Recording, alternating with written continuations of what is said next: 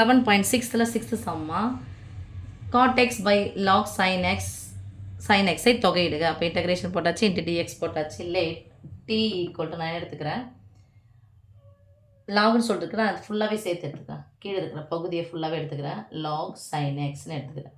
இப்போ டீயை எக்ஸை பொறுத்து வகைப்படுத்த போகிறோம். லாக் எக்ஸை நம்ம வகைப்படுத்தணும் அப்படின்னு சொன்னோன்னா சம கிடைக்கும் 1/x. 1/xக்கு பதிலாக இருக்குங்க சைன் எக்ஸ்.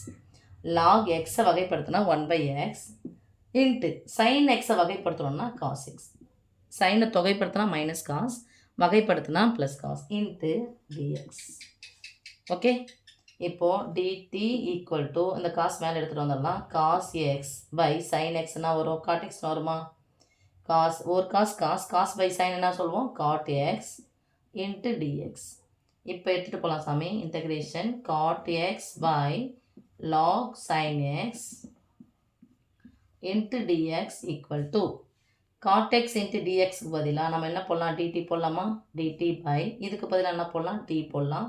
ஈக்குவல் டு 1/tயை நம்ம தொகைப்படுத்தணும் அப்படின்னு சொன்னால் வரும் log D plus C that is equal to log டீக்கு பதிலாக நம்ம என்ன எடுத்துக்கிறோம்? லாக் சைன் எக்ஸ்னு எடுத்துருக்கோம். So log of sine X plus C.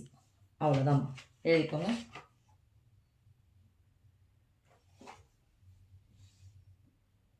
நாங்கள் மாடு கூட போட்டுக்கோமா? மாடு